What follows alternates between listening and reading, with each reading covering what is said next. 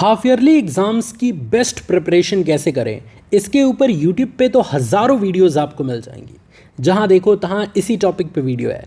लेकिन ये वीडियो अगर कहीं से आपको मिल चुकी है, चाहे आपके किसी दोस्त ने फ्रेंडशिप डे पे शेयर किया है, चाहे रिकमेंडेशन के माध्यम से, चाहे नोटिफिकेशन के माध्यम से, कैसे भी आपको मिल चुका है, यकीन मानो स्टूडेंट्स, अगले 1 महीने में आप गेम चेंज करने वाले हो। क्योंकि इस वीडियो के माध्यम से सिर्फ उन्हीं टॉपिक्स पे बात होगी जो वास्तव में आपके लिए ज़रूरी हैं, जो एक एवरेज स्टूडेंट्स को टॉपर की स्टडी में ले जाके खड़ी कर देंगे। क्योंकि ये काफ़ी टफ टाइम है। इस टाइम में आपको कुछ भी समझ नहीं आ रहा होगा कि कैसे प्रिपरेशन अपनी स्टार्ट करें, कौन कौन से चैप्टर्स पे ज़्यादा फोकस करें, वाकई हमारे लिए स्ट्रैटेजी बेस्ट कौन सी होनी चाहिए जिसको फॉलो करके, जिसको ब्लाइंडली फॉलो करके हम हाफ ईयरली में टॉप कर जाएं। क्योंकि देखो, हाफ ईयरली ही हमारी नींव है। अगर आप हाफ ईयरली में अच्छा नहीं कर पाते तो एनुअल एग्ज़ाम में अच्छे करने के चांसेस पूरे ख़त्म हो जाते हैं। इसलिए आज से, अभी से और इसी वक्त से इस वीडियो के माध्यम से बताई गई चीज़ों का इस्तेमाल करो और फिर हाफ ईयरली में टॉप कर दो। तुम अगर लूज़र होगे तो इस वीडियो को छोड़ के जाओगे, लेकिन अगर तुम टॉपर बनना चाहते हो तो अगले 5 से 7 मिनट मुझे दे दो, पूरा गेम चेंज होने वाला है। सो आइए स्टूडेंट्स, अपनी इस वीडियो की शुरुआत करते हैं।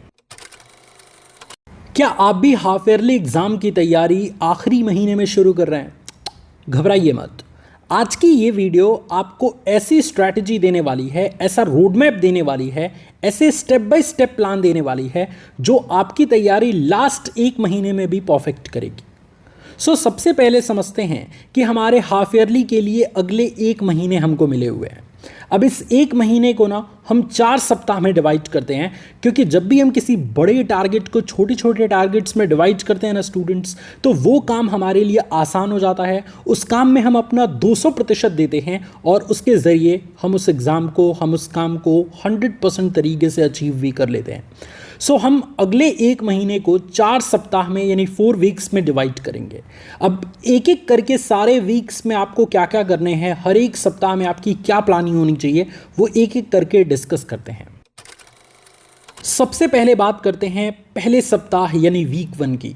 वीक 1 के माध्यम से आपको सिलेबस को स्मार्टली कवर करना है। अब इसको थोड़ा डीप में समझते हैं। सबसे पहले आप अपने सिलेबस को समझो कि हाफ ईयरली एग्ज़ाम में जो कंटेंट आएगा, जो टॉपिक्स आएंगे, जो क्वेश्चंस बनेंगे, वो कितने चैप्टर तक पूछे जाएंगे। यह आपको कैसे पता चलेगा? अपने क्लास टीचर से पूछ लो, जो आपको हर सब्जेक्ट्स का पूरा रोड मैप दे देंगे कि अच्छा, चैप्टर 1 से लेके इतने चैप्टर तक के क्वेश्चन ही हाफ ईयरली में आएंगे। तो ये सिलेबस को अच्छे से समझे रहोगे तो एक्स्ट्रा टॉपिक्स, एक्स्ट्रा चैप्टर पे आपका फालतू ध्यान नहीं जाएगा, उन्हीं चैप्टर्स, उन्हीं टॉपिक्स पे जाएगा जो आपके लिए इस वक्त काफ़ी इंपॉर्टेंट है। उसके बाद हाई वेटेज वाले चैप्टर्स को या टॉपिक्स को आइडेंटिफाई करो, उसको पकड़ो और फिर उसकी तैयारी बेस्ट करनी शुरू कर दो। इसके अलावा डेली आपको एक चीज़ याद रखनी है कि किसी न किसी तरीके से हर सब्जेक्ट को टाइम ज़रूर दे देना है।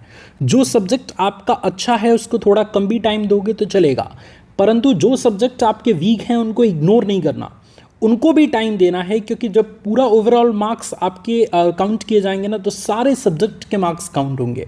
किसी एक में अच्छा प्रदर्शन कर दोगे, किसी एक में फेल हो जाओगे तो अच्छा परसेंटेज नहीं आएगा। तो इसलिए ये चीज़ आपको बेस्ट तरीके से समझनी है। अपने कॉन्सेप्ट्स क्लियर करने की कोशिश करो। जो हाई वेटेज वाले चैप्टर्स हैं ना, उनके सारे टॉपिक्स का कॉन्सेप्ट क्लियर हो जाएगा तो आप आंसर खुद से भी लिख दोगे, कोई दिक्कत वाली बात नहीं है। यहाँ पे आप सभी स्टूडेंट्स को जिनका मन पढ़ाई में नहीं लग रहा, उनको एक मैं टिप्स देना चाहूँगा। देखो, पोमोडोरो टेक्निक यूज़ करो, है ना। ये स्टार्टिंग में आपकी तैयारी को बूस्ट करने में, आपका मन पढ़ाई में लगाने में काफ़ी इंपॉर्टेंट होती है। क्या है पोमोडोरो टेक्निक? 25 मिनट की पढ़ाई और 5 मिनट का ब्रेक, बस इतना ही सिंपल है।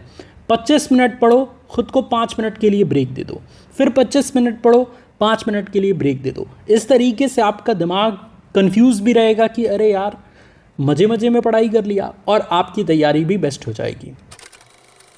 अब यहाँ से हम बात करते हैं दूसरे सप्ताह की यानी वीक 2 की। इसके अंतर्गत जो बाकी बचे हुए चैप्टर्स हैं, देखो वीक 1 में तो आपने हाई वेटेज वाले चैप्टर्स और टॉपिक्स को कवर किया। अब इस वीक 2 में आपके बाकी सिलेबस को बढ़िया से पढ़ना है, उनके शॉर्ट नोट्स बनाना है। देखो, सबसे पहले एक चीज़ याद रखो कि एक वीक में उन चैप्टर्स को कवर करने की पूरी कोशिश करो जो वीक 1 में आपने नहीं किया है।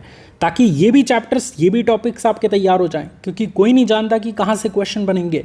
तो हर चीज़ को लेके जाना बहुत ज़रूरी है। हाँ ठीक है, हमने हाई वेटेज वाले चैप्टर्स को प्रायोरिटी दी, परंतु ऐसे चैप्टर्स जो हाई वेटेज में नहीं आते उनको भी तो प्रायोरिटी देनी पड़ेगी। तो उनको वीक 2 के अंतर्गत आप कवर करेंगे।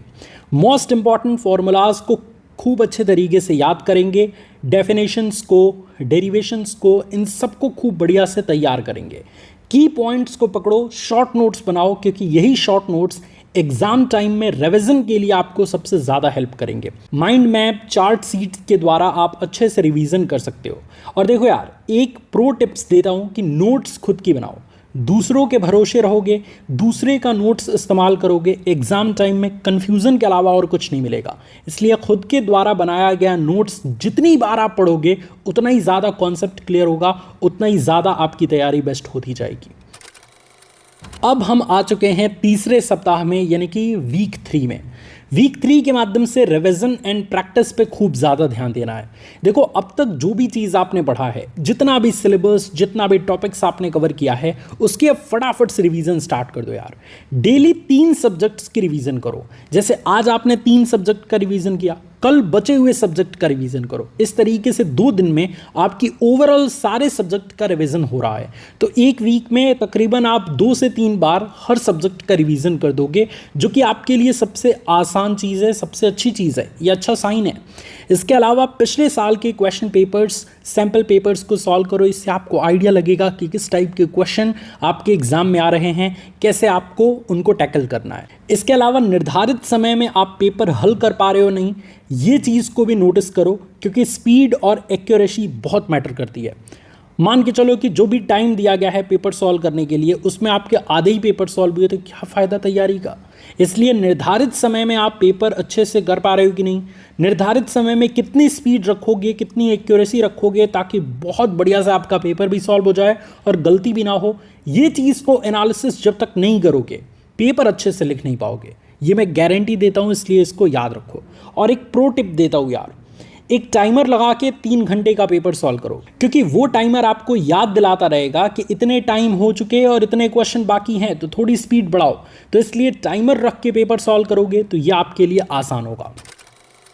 अब हम आ चुके हैं चौथे सप्ताह में, यानी वीक 4 में, और ये है फाइनल टच। जी हाँ, ये चौथा सप्ताह आपका पूरा का पूरा जर्नी, आपके पूरे के पूरे प्रेपरेशन का रिजल्ट आपको देगा। जितने भी वीक टॉपिक्स हैं, जितने भी हाई वेटेज वाले टॉपिक्स हैं, उनको खूब रिवीजन करो। जितना तुम कर सकते हो उतना पूरा जान झोंक दो उनको रिवीजन करने के लिए। फाइनल मॉक टेस्ट दो और खुद को टेस्ट करो कि आपकी प्रेपरेशन कहाँ तक पहुँची। अपने स्लीप, अपने फूड और स्ट्रेस लेवल पर भी ध्यान दो, क्योंकि जब तक इन चीज़ों पर ध्यान नहीं दोगे, इनमें से कोई भी एक डिस्टर्ब हुआ आपकी ओवरऑल तैयारी खराब कर देगा। इसलिए इन पे खूब अच्छे से ध्यान दो। अब मैं अभी तक मान के चल रहा हूँ यार कि चौथे सप्ताह में एंटर करते करते तुम्हारा तैयारी बेस्ट हो गई होगी और तुम्हारा कॉन्फिडेंस लेवल एक नेक्स्ट लेवल तक पहुँच गया होगा। कमेंट सेक्शन में लिख के बताना कि ये स्ट्रैटेजी अभी तक तुमको कैसी लगी। और चौथे सप्ताह में अगर एंट्री कर चुके हो तो 4 सप्ताह बाद आके इस वीडियो पे कमेंट ज़रूर करना। कुछ बोनस टिप्स देता हूं जो आपकी प्रेपरेशन को खूब बढ़िया से कंटिन्यू करने में मदद करेगी, जो आपकी इस पूरी प्लान को एग्जीक्यूट करने में काफ़ी हेल्प करेगी। पहली चीज़, मोबाइल को साइड में रख देना भाई। जितना टाइम आपके लिए मोबाइल को देना ज़रूरी है, जैसे मान लो ऑनलाइन क्लास कर रहे हो, कोई टॉपिक समझ रहे हो, उतना ही देर तक मोबाइल यूज़ करो। जैसे ही वो काम ख़त्म, मोबाइल साइड में रख दो, क्योंकि इसके अलावा आपको डिस्ट्रैक्शन खूब मिलेगा अगर आप लगे रहे तो। इसलिए डिस्ट्रैक्शन क्यों ही लेना भाई, क्यों डिस्ट्रैक्ट होना, क्यों भ्रमित होना। मोबाइल रखो और खुद से सेल्फ स्टडी करो। हर दिन का एक फिक्स टाइम टेबल बनाओ और उसी के हिसाब से चलो। जब तक इंसान के पास एक रोड मैप नहीं होता, एक टाइम टेबल नहीं होता, पूरा दिन वो अनसन तरीके से व्यतीत कर देता है। इसलिए एक फिक्स टाइम टेबल सुबह ही बना लो, पूरा दिन आपका ट्रैक होता रहेगा, पूरा दिन आपको बेस्ट देने में मदद करता रहेगा। इसके अलावा 15 मिनट का मेडिटेशन या फिर वॉक करो। इससे आपका दिमाग फ्रेश रहेगा, आप एक्टिव फील करोगे और खूब बढ़िया से अपने काम पे ध्यान दे पाओगे। और ये जो लास्ट चीज़ है ना, कल से पढ़ूंगा भाई, इसको बंद कर दे यार। एग्ज़ाम्स नज़दीक आ चुके हैं, तो ये सोच बंद कर दो और आज से ही बेस्ट देना शुरू करो, क्योंकि 1 महीने बाद तुम्हारे आसपास भी कोई नहीं रहेगा, इतने आगे निकल जाओगे। मुझे उम्मीद है कि ये वीडियो, ये प्रो टिप आपको काफ़ी अच्छा लगा होगा। ऐसी ही वीडियोस अगर हाफ ईयरली के ऊपर चाहिए तो कमेंट सेक्शन में मुझे ज़रूर बताना। तब तक के लिए मोटिवेशन वाले भैया signing off. Thank you so much. जय हिंद।